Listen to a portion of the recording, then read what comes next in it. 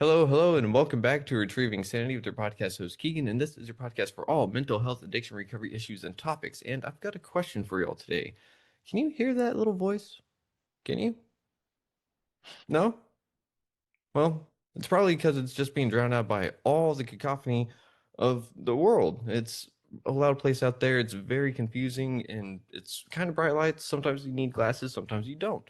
So I have someone here. Y'all have heard her, y'all have seen her before, and she is an esteemed guest on the show. Zoe Smith, how are you doing today? I'm good, thank you. How are you, Keegan? I'm doing well. It's so good to have you back on. For everyone out there, we had some technical difficulties, so this episode's going to be a little bit not impromptu or anything, but it's definitely going to be very candid, I'll say.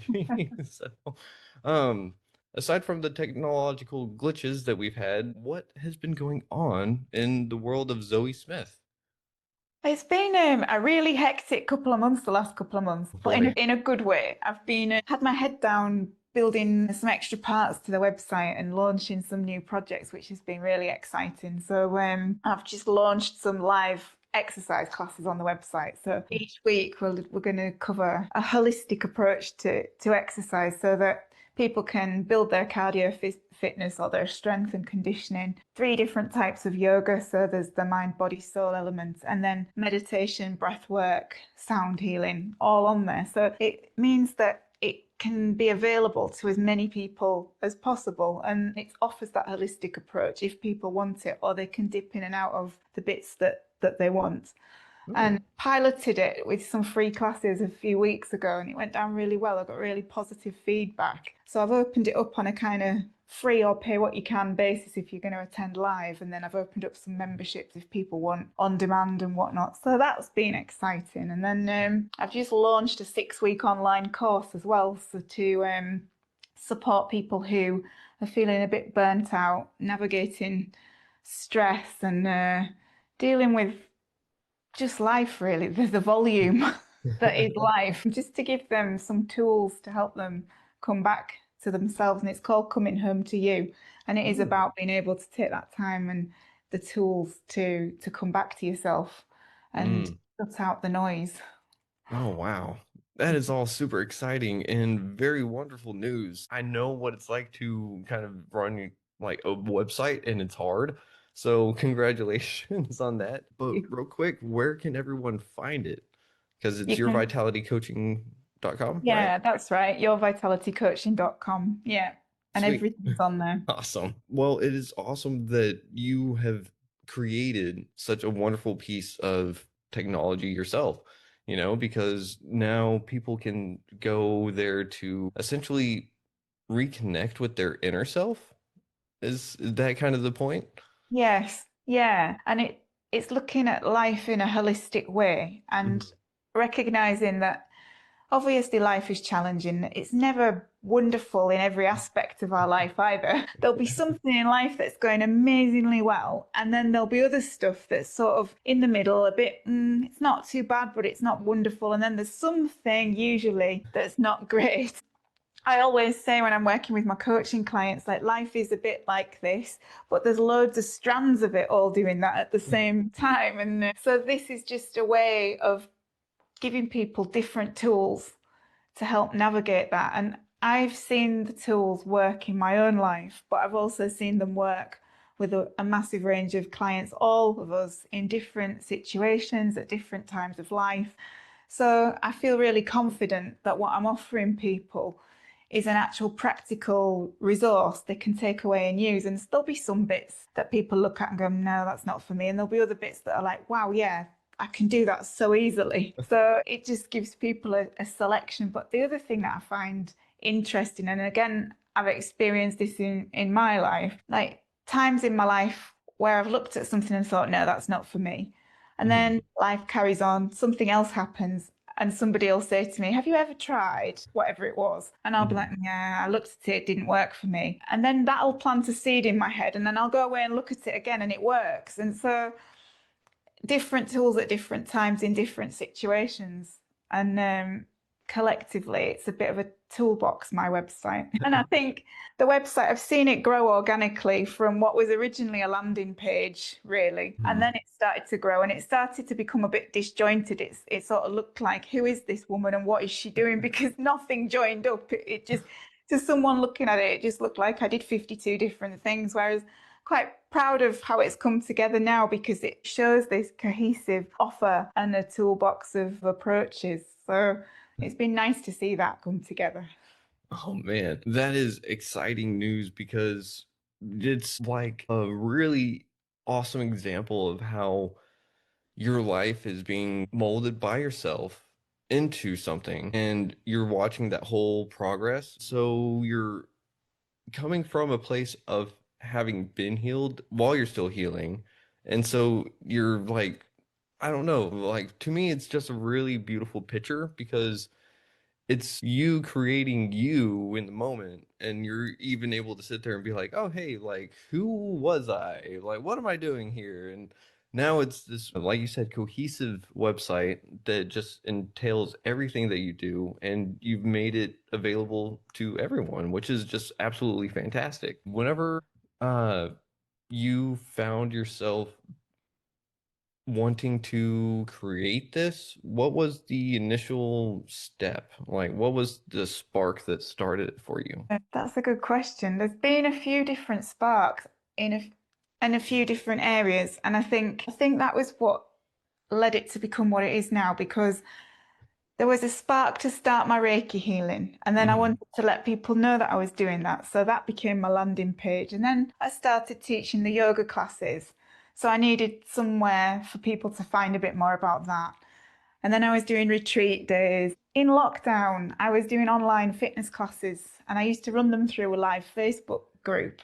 Mm. And I'd always wanted to go back to that, but I'd sort of paused it for a while because I'd moved house and my Wi-Fi wasn't good enough in the house that I was in. So I paused it, but with the intention of always coming back to it. So then eventually that's come together on there as well. But over that time, things have changed in my life. And so whereas in the past, I was probably quite hell for leather with my fitness classes, very cardio, interval based, and high energy. And I'm not saying that there isn't a place for that and that will still feature, but I recognize now more than ever that exercise needs to be so much more than that. And to get that true holistic approach where you're actually giving your mind time to exercise as well and to calm your nervous system because it's great doing interval training. It's brilliant for your cardiovascular health. It can be great for your muscle strength. But in doing that, you're putting your body into fight or flight mode, which a lot of us spend a significant part of our lives in anyway. So if we're then heightening our fight and flight mode, it's really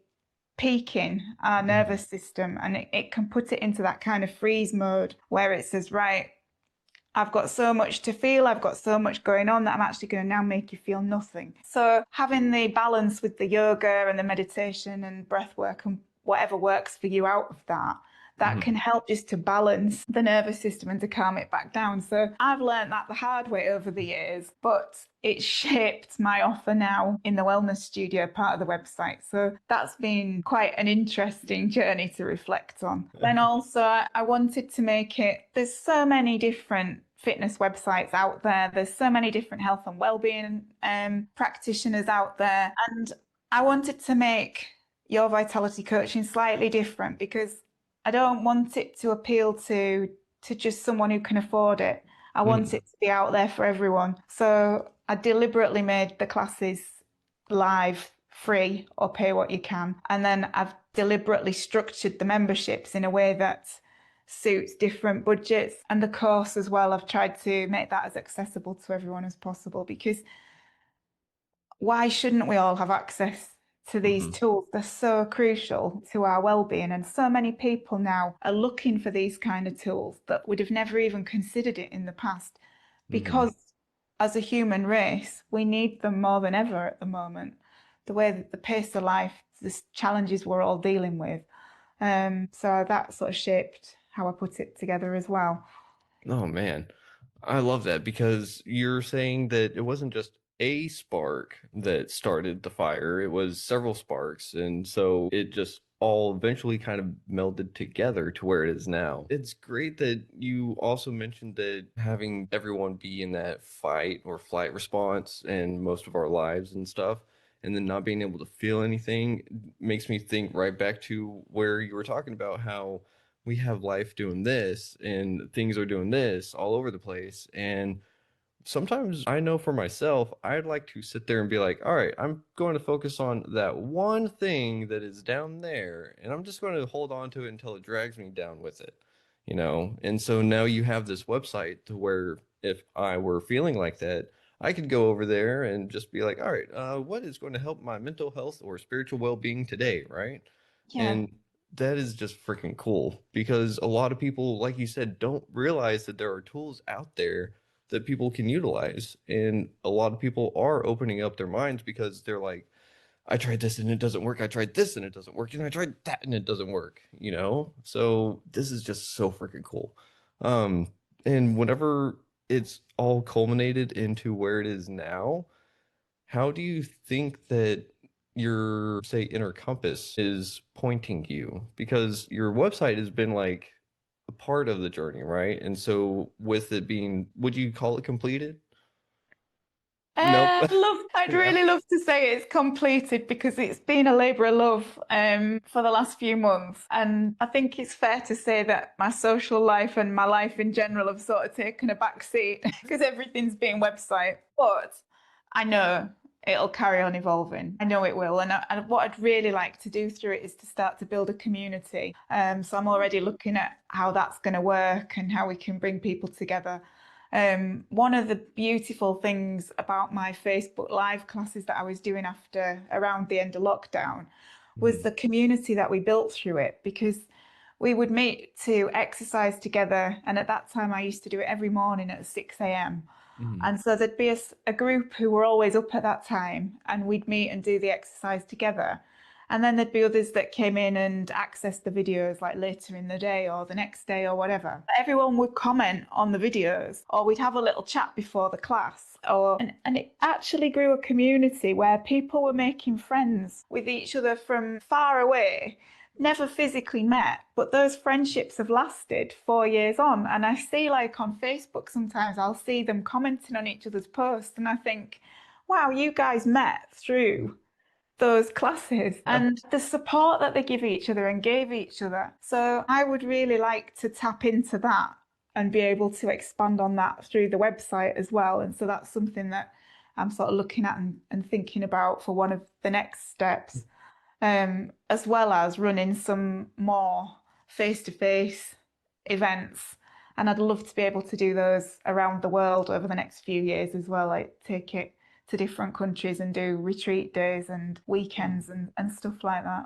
Wow, that is ambitious and I love it. And that is just the kind of energy that the world needs whenever it comes to mental health, spiritual well-being, stuff like that, because we need the people blazing the trail to let us know that, hey, we can do this, you know? And that's part of the thing is that whenever the world is so loud around us, it's hard to hear a little voice on the inside saying like, hey, maybe I should go and do something to better myself, you know, maybe heal myself because it's just so easy to get caught up in the day to day and the routines and the ruts and everything that it next thing you know, I turn around and I'm just gone. I left part of me behind that I actually really needed, and I don't know how to go back and get it without pulling all the other luggage and baggage with me, you know?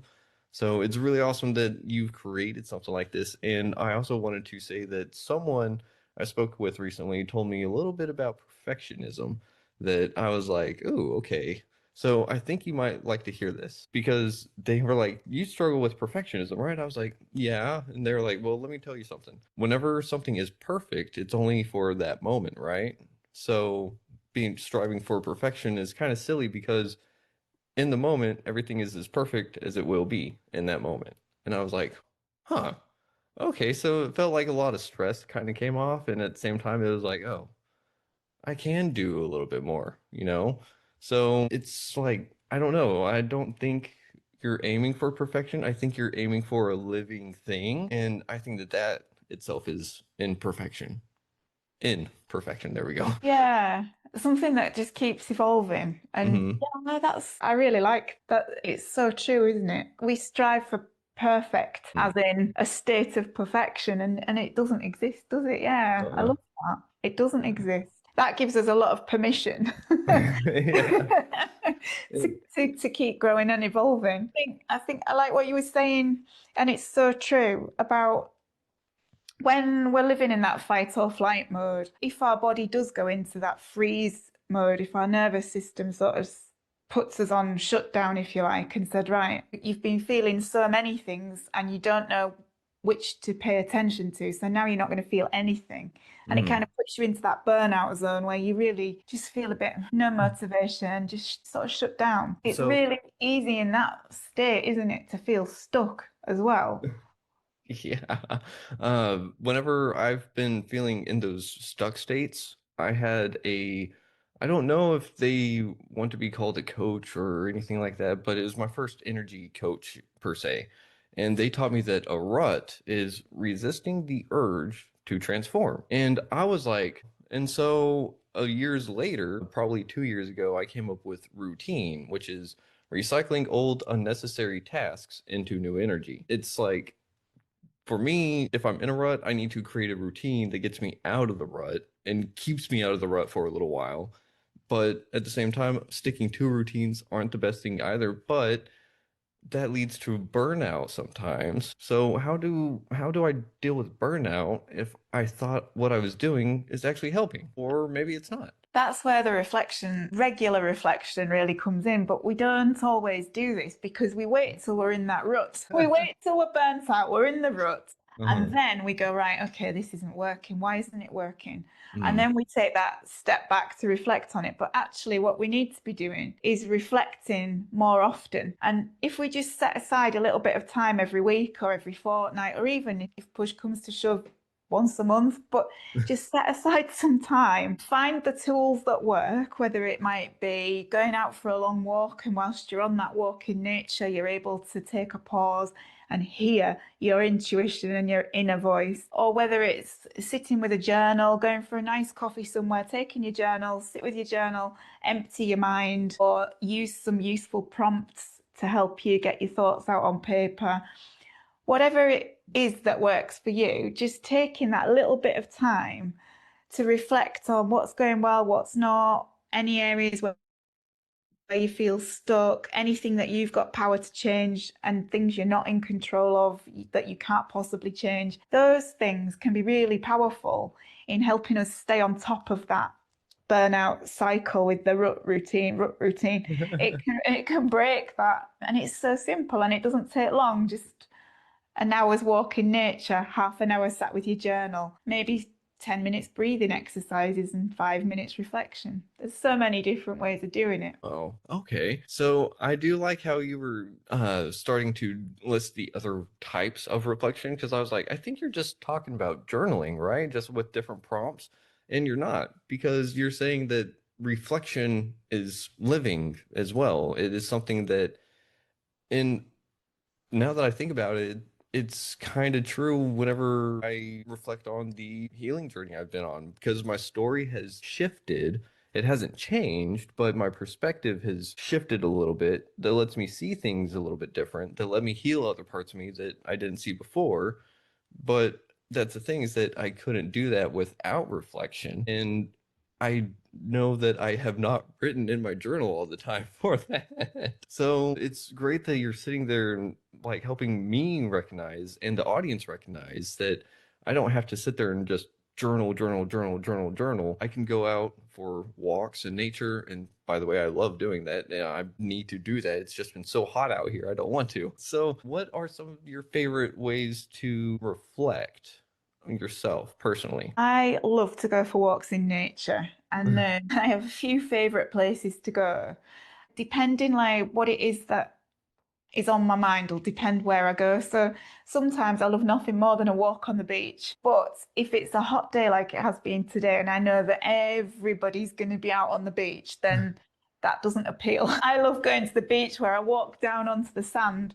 I look both ways, and if one way's got people and the other way has got someone walking his dog and nobody else, I'll always go that way. I love to be just like me and nature. Or I'll go out into the countryside or up into the Lake District, or just depending what time I've got and how I'm feeling.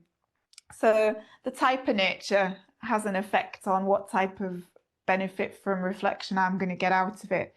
Sometimes when I'm out in nature, if I'm in the middle of nowhere and there's no one else around, I like to be able to talk out loud, because in hearing my thoughts, somehow that helps me clarify and it helps me sort of take that step back. So I'll sound like an absolute nutter if if anyone was to hear me, but yeah, it's just nice to get out and to be at one. What else do I do? I love coffee. I shouldn't love coffee because too much of it's not great for you. Uh-huh. But I do like to go, and there's again a few favorite places where I like to go grab a coffee and sit. And on those occasions, I will take my journal. When I was in my earlier stages of healing, I used to write everything in my journal. Um, and it was really powerful for me at that time. I hardly use my journal now. I still do get benefit from it, but I don't feel that need to write absolutely everything in it, which is a bit like what you were saying, isn't it? Like different stages in your healing. And it is true. Like I always say that healing happens in layers. And it's like you peel one back and you feel like you've healed and it's wonderful. And then a few months later, weeks, days, whatever, there's another layer that needs to be addressed. But with every layer that you peel off, it does give you that self-knowledge and that self-understanding. And just like you said on your journey, where you were as you were traveling through that beginning to where you are now, same journey, but it's shifted and you see things differently. And we need to go through those early stages to get to the broader perspective that that gives us then in order to heal some of the more complex or nuanced issues that we just didn't think about in the beginning. What else do I do? I like to do my yoga mat as well. Being on my yoga mat, if I've had a really good yoga practice and then I'll go into a deep relaxation at the end, often that can take me on a whole journey of reflection. I love the yoga nidras, which is like the yogic sleep, which is like a guided meditation, if you like. And sometimes they take you so deep into relaxation that by the time you get towards the end of it, you can get some really useful insights and reflections into what's going on in your life at that time. Yeah, I think they're Oh, probably my favorites. well, thank you for sharing those with us because I think a lot of other people out there are going to hear them and be like, oh, I should try that too. Because not everyone's thought of how to reflect properly. And I do want to say that the whole verbal processing thing, I do that too. If like I'm getting to the point to where I don't mind if other people are around, depending on what I'm processing. But that's the thing, is like other people are going to like try to lock me in the loony bin because I'm talking to myself. And it's like, I don't want that. Like I'm just trying to think. And so you're totally fine right there. I had a 4 hour drive for my other work the other day, and I just talked to myself 2 hours that way, 2 hours back, no music, no nothing. So you're fine. But that did actually bring up a question though, because you mentioned the whole beach, and then there's people over here and a dog and his owner over here, right? So we're sitting there saying, do you need to be alone for reflection, or can you reflect with other people? I think it depends what you're reflecting on and how you feel about it and who those people are. Because Yeah. there are some people who can be really, really useful to sit down with and have a chat. And they'll give you an insight. They've got a different way of seeing things to you, and they'll give you some really useful insight that you Mhm. probably wouldn't have thought of on your own. I've got a couple of friends um, who I will sometimes run things by, and they'll be like, well, why didn't you think about this? Or have you thought about that? And then I'll think, oh, no, I didn't think about that. So that can be really useful. And then there's other times where you don't actually want anyone else's opinion. You're reflecting on something personal or something developmental, and you just want to process it and put your thoughts in order. I know sometimes my head gets so full of things to do. And like you, I don't just have one job, and obviously there's all aspects of life. So sometimes my head is like so full of things I need to do, and I'll sit and be so overwhelmed that I'll end up doing nothing. So my way around that is to just empty my head onto a sheet of paper, and then I get different colored pens and I'll group things, and then I look at them all in each category, and I'm like, right, well, I can't change that. That's got nothing to do with me. But I can change this, this, this, and this. And that's really easy to do. So I'm going to do that now. And I can do that next week because it doesn't need to happen right now. And then I'll just like organize my thoughts. And it just helps to get them out of my head.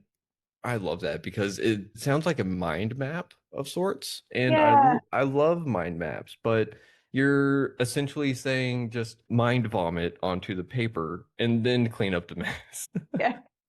Yeah, instead of trying to process everything in here, and it just gives you a headache sometimes. Uh-huh. And I go into that mode where if I feel like I have too much to do, and I've only got, say, I've got 3 hours to get some stuff done, but Hmm. I can't, like, I know there's stuff I can do now, the stuff I need to do later, and I just can't formulate.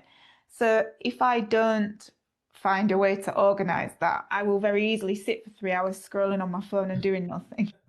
So it's easier to essentially just say disassociate from everything instead of actually doing something whenever you're overwhelmed and just have a whole bunch on your plate. And I think that that is something I do. And I was actually kind of talking about that yesterday on my live stream because I was like, with ADHD, I'm sitting there going like, "Ooh, I should really do that." And then my executive function disorder kind of kicks in. It's like, I'm not going to do that, but I really need to do that. And then I beat myself up for not doing something. And so then it's like, oh, wait, I'm going to go over here and do something instead. But I really should be doing that instead. But I got this, so I can't choose between the two. So now I'm going to sit there and do a third mystery option. And then it just does four, five, six, seven, and then I repeat the cycle. But that's the thing is that I don't like doing that. I don't like also disassociating, but at the same time, I think that that is like the first stages of burnout, would you say? Yeah, because you go into overwhelm. In fact, I put a post up on my social media about this, I think it was yesterday, about how you can easily think of yourself as being lazy, or other people may think you're Mm. lazy because you're not appearing to do anything, but actually you have been so busy, or you've just become so overwhelmed that you're not lazy, you're burnt out, and it's overwhelm rather than anything else. And Mm. when you are in that burnt out, overwhelmed state, that's when the nervous system puts you on freeze and hold. You've Mm. gone beyond fight and flight, and you're no longer calm and centered. You've gone into that kind of static, I can't do anything state. And that exists. And and it's a warning because our body gives us warnings, doesn't it? Our Mm. physical body. I also see it as being really linked with our energy system. Like we've got our physical body, but we've also got our subtle energy body. And if our energy's flowing well, then our physical body is fit and well, it's healthy, it's working as it should. If we've Mm. got any blocks in our energy, then that will manifest somewhere in our physical body. So that comes out as it might be the start of a cold, it might be an injury, or it starts usually with something quite small. And if we listen to it, it goes away quite quickly. And if we don't listen to it, and if we don't step back and pause and do something about it, that's when it keeps growing and becomes bigger problems. So I think with the freeze and the overwhelm, that's our body telling us, right, stop, rest, reflect. What can you drop? Because you can't do everything. You can't do all of this. It's too much. So what can you drop? And then pick up what you can pick up and carry on. And we see ourselves as stuck. I read tarot cards. There's a tarot card, the Eight of Swords, and it's this lady standing with a blindfold in front of a load of swords, feeling like she's trapped. And Mm. I always think of it a bit like that. People feel stuck, they feel trapped, that I can't change this and I can't change that, and I have to do this because, and I should do that, and I must do this, and I ought to do that. But actually, what do you really need to do? And Mm. then what else can you lessen the priority of? And what can you get rid of completely? Because there's always things that we can change. We're not stuck. We just think we are, but that's us putting that in place. Mm. So there are always things we can change and things we can let go of. I love that. And I also read tarot, so I'm really glad that you brought that up because I was like, "Ooh, yeah, that Eight of Swords, that would definitely be fitting for burnout, overwhelm, and just feeling trapped within your own confines. Like, I'm the one that made this jail cell, and I have the key, but I'm just going to stand here anyways." Yeah, and it's amazing how many of us do that. We do. Um, We think we're trapped. yeah, there we go. So, the Eight of Swords is a great tarot card, and tarot actually has anywhere from 72 to 78 cards depending on your deck, and each one has slightly different meanings depending on the symbology in the card and stuff. So, anyone out there, I highly recommend looking into tarot. It's super cool, super fun. Uh, but definitely go and reach out to Zoe and see if she can help you interpret tarot. Can you help people interpret tarot? I didn't mean to just lay that Yeah. on you. Yeah, I love tarot. I've done tarot reading for years. It's not something that I offer widely, but I do readings for some of my clients who I'm quite close to, I Hmm. suppose. But yeah, I really find it fascinating. I just love how when you shuffle the cards and lay them out and you look at them, there's Hmm. always a really powerful message. And when you Hmm. sit and think about it, usually it's something you already know. Yeah. It's never going to tell you anything earth-shattering, but it's another way of digging into that inner voice. Yeah. And sometimes it can, I love how some of the cards can be quite brutal. Depending on the deck. Oh yeah. Oh yeah. Depending on the deck, it's like, ouch, that hurt, but I needed to hear that. And Yeah. I love how you're talking about them too, because some people are like, oh, you use tarot for predicting the future or this, that, and another. And for me, I use it as a tool of self-reflection, self-introspection, and being able to have those blinders taken off of me. Because that's like you said, I'll read the layout, read the spread, and be like, oh, and then all the pieces just fall into place, and it's like, oh yeah, that makes sense. And then clarity happens, and then that's how I find myself to start getting out of overwhelm, or maybe before I hit burnout, right? Yeah, it's like a roadmap. And sometimes on those days we've all had those days where you wake up feeling anxious, but you're not really sure why. And Hmm. there's always a reason. And I find the tarot cards can sometimes be useful for pointing out to me what it is that I'm refusing to acknowledge. And another thing I love to do, I've got two or three different oracle decks, and I started to pull one oracle card on a morning, Hmm. and I just ask like, what do I need to know today? And I'll pull one card and I'll look at it sometimes, and I'll look at it, and I'll be like, well, that doesn't really mean anything. I don't need to know that today. By the end of the day, I will know what I needed that card for. And I just love that. It's a really simple but powerful way of tapping into our intuition. Yeah, it's great. And I forget who said it, but they said that the best way to do tarot is to read the book that comes with your cards and then forget about it and refer to it after you've looked at the cards yourselves whenever you do a spread. Yeah, because if we use our own tuition and just allow our own tuition to tell us what the cards are telling us, that is much more powerful than trying to learn it from a book. Hmm. But also, learning it from the book is useful. You learn the nuances, the intricacies of some of the cards, and of course the symbolism and stuff that's on them. That can be useful too. But 9 times out of 10, if you just look at the spread and use your intuition, then look at the book only adds to what you already knew. It doesn't change the message. Mm-mm. So it's a really good way of just seeing how connected we are with our intuition, I think. Because if you sit and look at the cards and nothing comes to you, that's because you're not in connection with that inner voice. You know, you're blocking it in some way for whatever reason.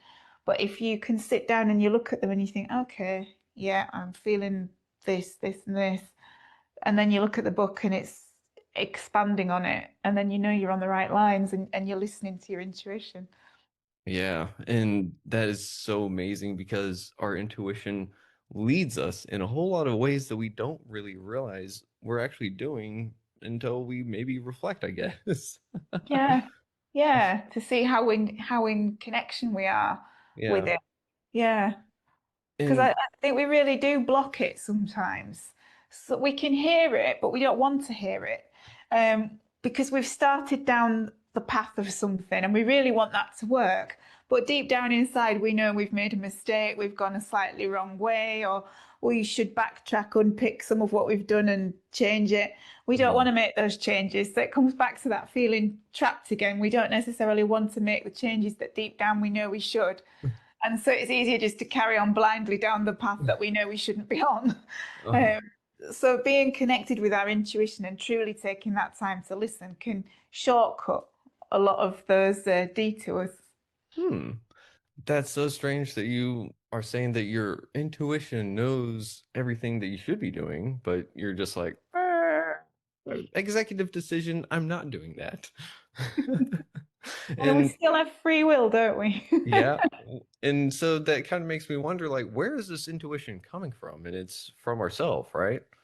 It's very Yeah. strange, very strange. Yeah, it's that inner voice, that inner knowing, isn't it? That feeling of clarity Yep. um, deep within. Yep. Yeah. So, Zoe, we have had an amazing conversation today, and you've been on the show before, so I got to thank you for being on every single time beforehand. But now we do have a new segment, and it's a little bit of a game show. So, are you ready to play? Go on then. Yes, I'm Alrighty. ready. All right, Zoe. Now it's time for a quick hit round I'm calling gut check. So I'm going to throw a bunch of choices, scenarios, or questions at you, and you just go with your first instinct. Listen to that intuition. Don't overthink it. This is about raw, intuitive hits before the world, the ego, or expectations chime in. Just fire from your gut. So, if you're ready, we can start. All I'm right. ready. Sunrise or moonlight? Sunrise. Sunrise. Okay. Saying no or saying not now? No. Journaling or dancing it out? Journaling. Tight chest, fight or flight? Or freeze and reflect? Freeze and reflect. Ooh, like it. The last time your intuition saved your butt? Ooh. Ooh, I don't know actually. Getting on the Zoom call.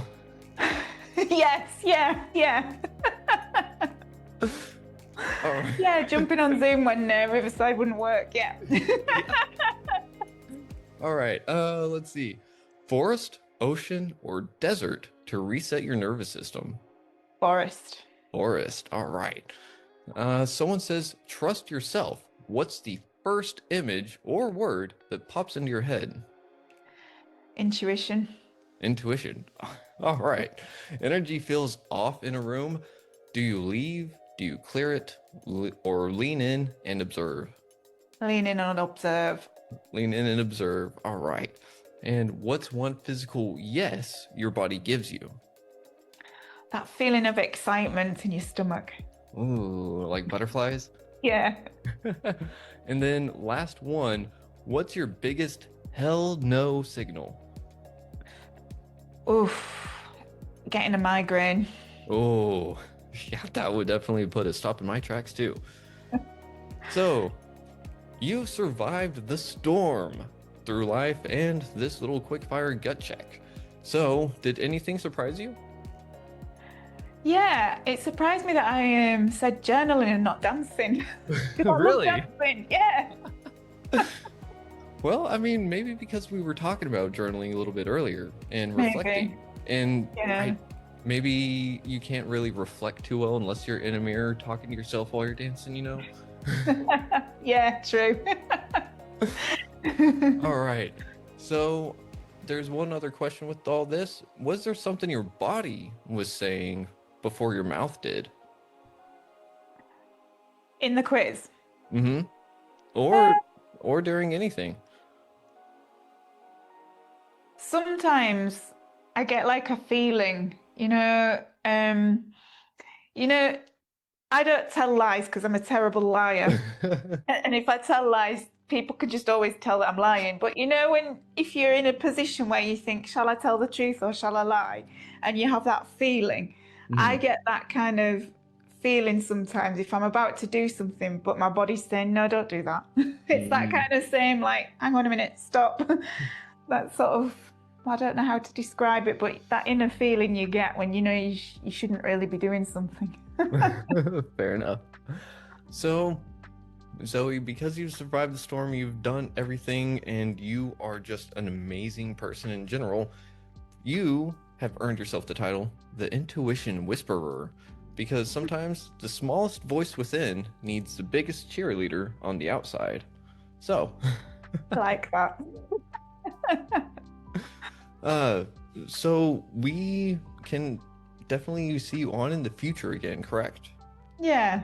Yes, because unfortunately, we are at the end of this episode. We have had to have a little bit of technical difficulties, but we've made the best of it because we listened to Zoe's intuition and went to Zoom because Riverside was messing up. So there's unfortunately no live stream of this one. So if you want to check out the live streams, you can always go to YouTube at Retrieving Sanity, or you can also check out yourvitalitycoaching.com because we've talked about that a whole lot, and you should definitely check it out because it's got some really awesome stuff in there, and you don't really have to pay anything unless you want to, and you probably should because she put a lot of work into it. So, Zoe, do you have any last words for the audience this time? I just want to encourage people to just take 10 minutes to take a step back from life in whatever way comes to you in that moment, listening to your intuition. Just take 10 minutes, go do something to pause from life and just see what happens. Ooh, I love that. Zoe, thank you very much for being on the show today, and I'm looking forward to the future and all the other episodes we're going to create together. So, I'm trying to think. I'm really trying to get a good solid outro down because I'm not good at the outro. I'm good with the intro. The outro part, I'm like, let's keep talking. With that, we're going to go ahead and end it here. Everyone, thank you for listening to Retrieving Sanity on WDJY 99.1 FM or wherever else you may have seen it because it's kind of spreading. So, with that, yeah, we'll catch y'all next week. And as always, love yourself, love those around you if you can, but love yourself first, and just try to have a good day. So, with that, we shall see y'all next week. Schlan.